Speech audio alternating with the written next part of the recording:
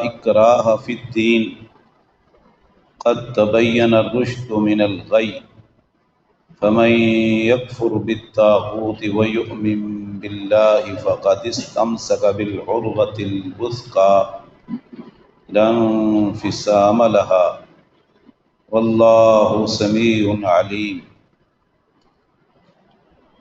لا اکراہ نہیں ہے زبردستی، فی الدین دین میں،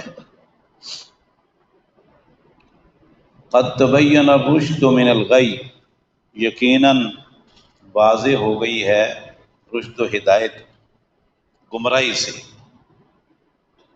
سرکشی سے۔ فمن یکفر بالطاغوت، تو اب جو شخص انکار کرے گا طاغوت کا، وَيُؤْمِن بِاللَّهِ اور ایمان لائے گا اللہ پر، فقد تو سو یقیناً استمسک تھام لیا اس نے، بالعروہ ایک کڑا، الوثقی مضبوط، لا انفصام لها جو کبھی بھی ٹوٹ نہیں سکتا، نہیں ہے ٹوٹنا اس کے لیے۔ واللہ سمیع علیم اور اللہ تعالیٰ سننے والا جاننے والا ہے۔ اس آیت کی کچھ الفاظ کی تشریح تفسیر پچھلے درس میں ہو چکی تھی کہ یہ اس آیت کا معنی یہ ہے کہ کسی کو آپ جبراً زبردستی گن پوائنٹ پر اسلام میں داخل نہیں کر سکتے، کلمہ نہیں پڑھا سکتے۔ اس کے شان نزول میں سنن ابی داؤد کے اندر حدیث ہے کہ زمانہ جاہلیت میں جب مدینے میں کسی خاتون کے ہاں یا کسی جوڑے کے ہاں بچہ پیدا نہیں ہوتا تھا تو وہ نظر مان لیتے تھے کہ اگر ہمارے ہاں بچہ ہوا تو ہم یہ بچہ اس کو یہودی بنائیں گے۔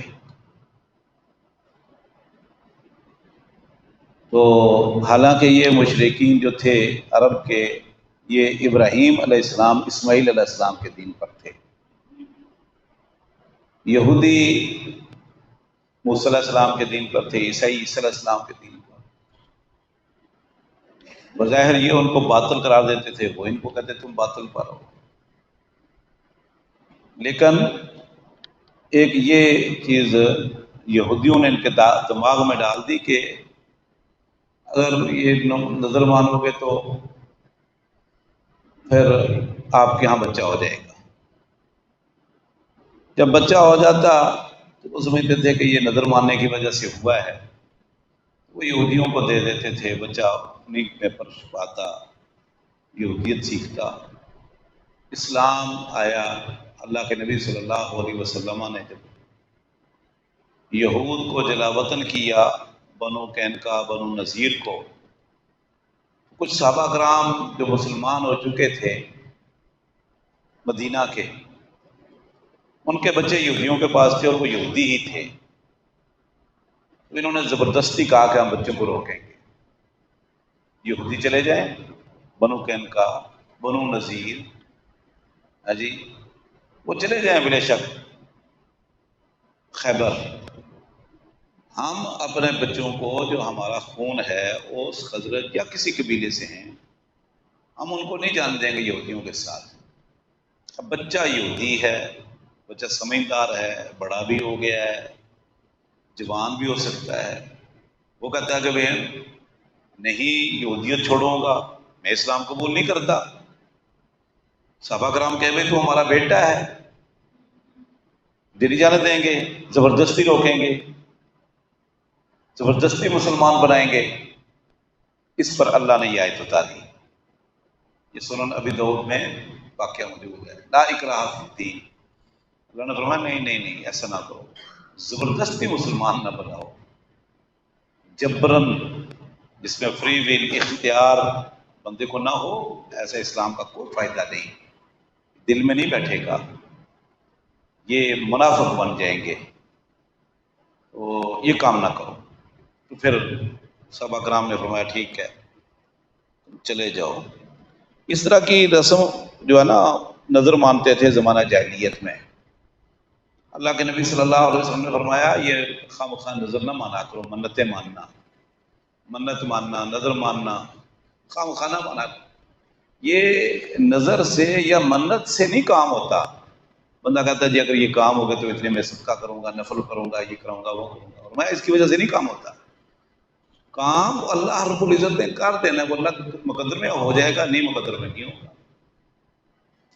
البتہ اللہ رب العزت بخیل سے اس طریقے سے مال نکلوا لیتا ہے، اس کا کام رک گیا تو بخیل کبھی مال نہیں نکالتا، لیکن مال نکال لیتا ہے نظر مان کر۔ اللہ اکبر۔ یہاں بھی ایک بہت بڑے کراچی کے اندر سکھ ہے، ایک سکھ کے یہاں بچہ نہیں ہوتا تھا، کسی نے اس کو کہا کہ تم یہ نظر مان لو کہ اگر میرے یہاں بچہ پیدا ہوا تو میں حسین کا تعزیہ نکالوں گا۔ وہ قدرتی بچہ ہو گیا، یہ تو مقدر میں لکھا ہے جو ہونا ہے، جو بعض اوقات نہیں بھی ہوتا۔ اس کے یہاں بیٹا پیدا ہو گیا سکھ کے یہاں۔ اس دن سے کراچی کے اندر سکھ، کیونکہ وہ ان کا سردار تھا، محرم میں تعزیہ نکالتے ہیں۔ یہ کب سے یہ رسم شروع ہوئی ہے سکھوں کے ہاں، اور ابھی تک جو سب سے قیمتی تعزیہ نکلتا ہے نا، قیمتی یعنی جس میں ڈرائی فروٹ جو ہے نا وہ ہوتا ہے، کیونکہ ان کے ہاں تعزیے میں ایسے ہوتا ہے، وہ گھڑے سے بناتے ہیں، علم بناتے ہیں، پتہ نہیں کیا خوبصورت ڈیکوریشن کر کر کے۔ سب سے قیمتی اور مہنگا جو ہے نا تعزیہ وہ سکھوں کا ہوتا ہے۔ تو یہ ایسی عبادت ہے تعزیہ جو ہندو بھی نکالتے ہیں، سکھ بھی نکالتے ہیں، اور کچھ کلمہ وہ بھی یہ عبادت کرتے سمجھ کر کرتے ہیں۔ تو یہاں اللہ فرماتے ہیں قد تبین الرشد من الغی، کیوں جبر کرتے ہو؟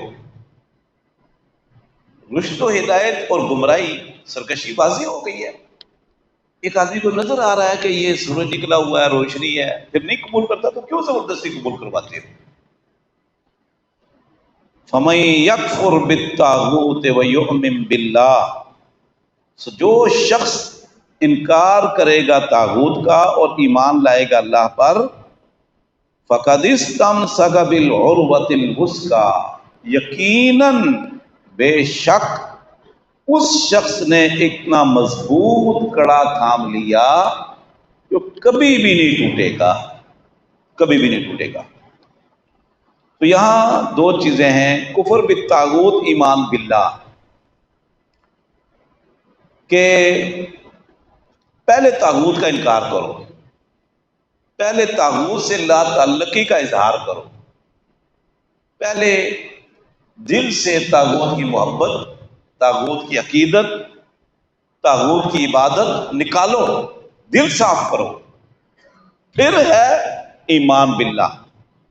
کلمہ میں بھی دیکھو لا الہ الا اللہ محمد الرسول اللہ، لا الہ الا پہلے ہے، لا الہ کوئی الہ نہیں، نفی، ہر چیز کی نفی، لا الہ کوئی الہ نہیں، نہ سمٹ کا، نہ سونے کا، نہ چاندی کا، نہ شجر و حجر، نہ شمس و قمر، نہ انسان اور جن، نہ کوئی ولی، نہ کوئی فرشتہ، کوئی الہ نہیں، کوئی معبود نہیں۔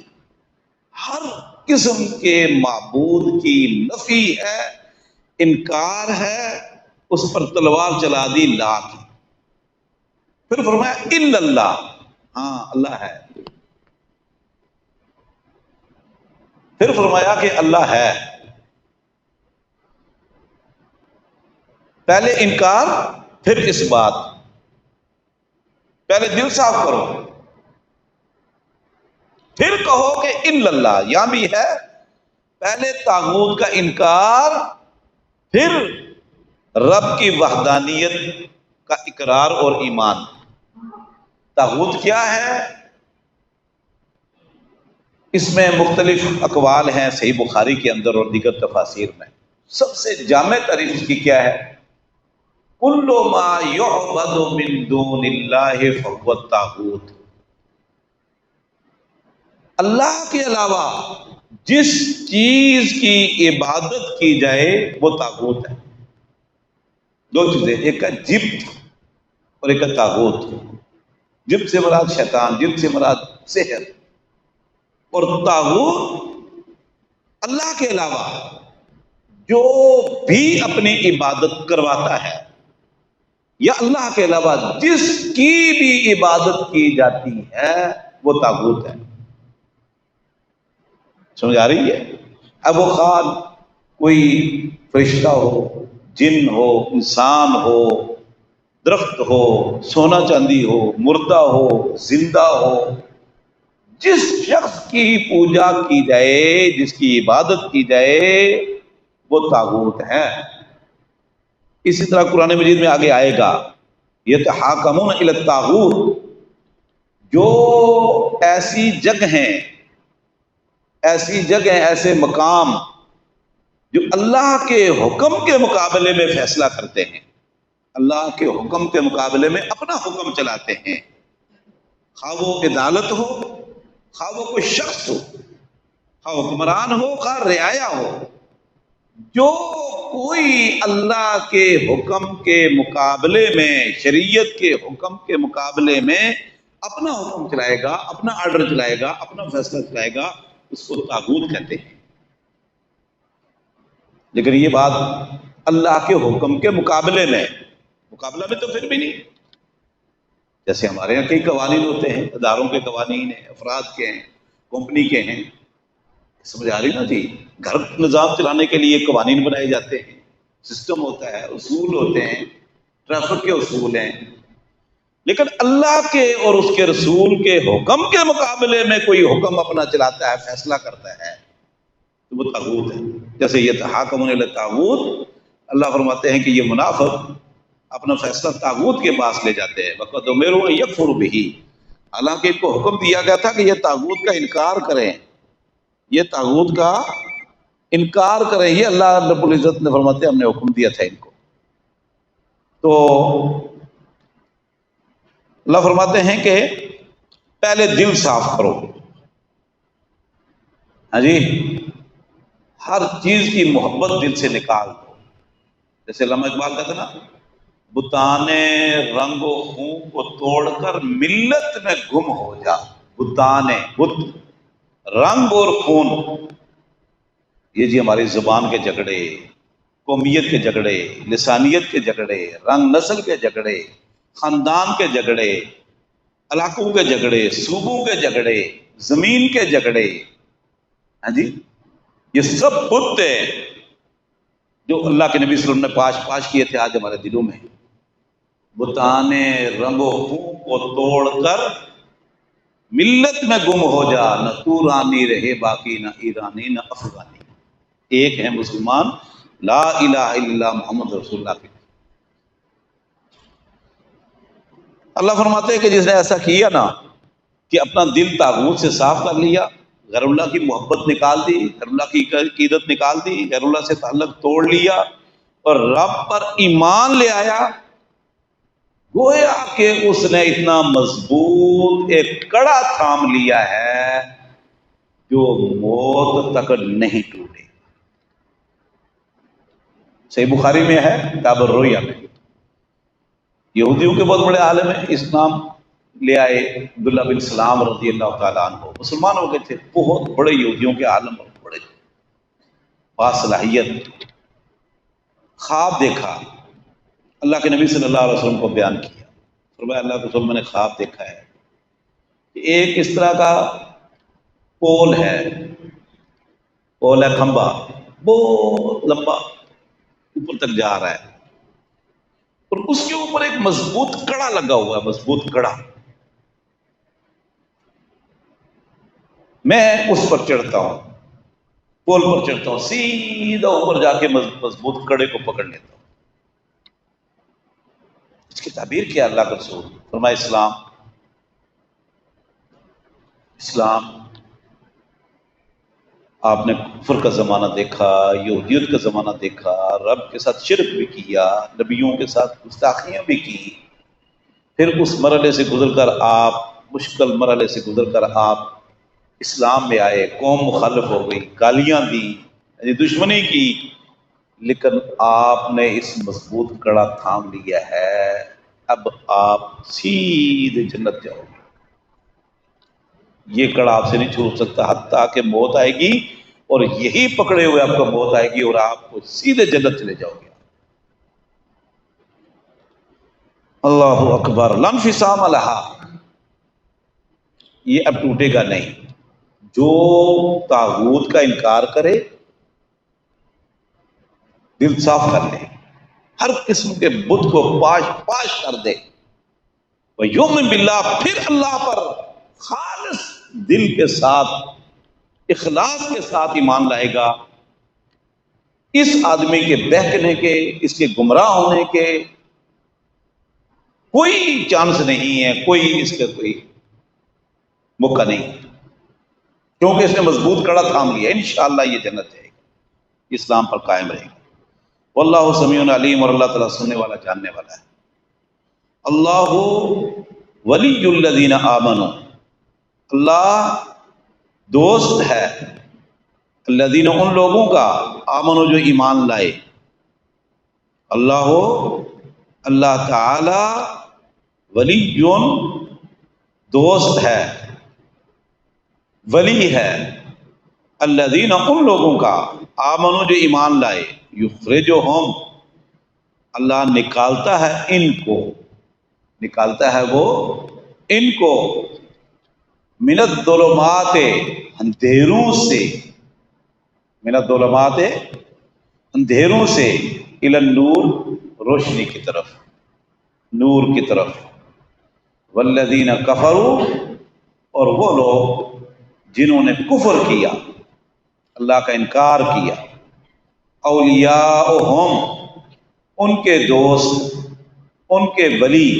الطاغوت طاغوت ہے، یخرجونہم یہ طاغوت نکالتے ہیں ان کو، من النور روشنی سے، الی الظلمات اندھیروں کی طرف، روشنی سے الی الظلمات اندھیروں کی طرف، ظلمات کی طرف، اولئک اصحاب النار، اولئک یہ لوگ، اصحاب صاحب کی جمع ہے، جہنم والے ہیں، جہنمی ہیں، جہنم کے صاحب ہیں، ہم فیہا خالدون، ہم اور یہ فیہا اس جہنم میں، اس آگ میں، خالدون ہمیشہ رہیں گے۔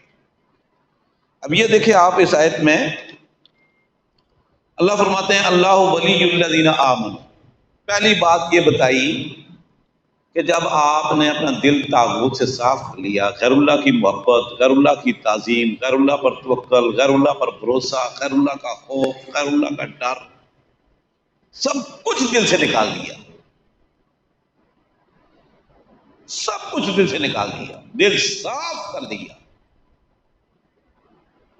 وَيُؤْمِن بِاللَّهِ، پھر اللہ پر ایمان لائے، تو آپ کا دوست کون ہوگا، آپ کا ولی کون ہوگا، آپ کا مددگار کون ہوگا، اللہ، اللہ ہوگا، مومنوں کا ولی اللہ، مومنوں کا دوست اللہ، مومنوں کا مددگار اللہ،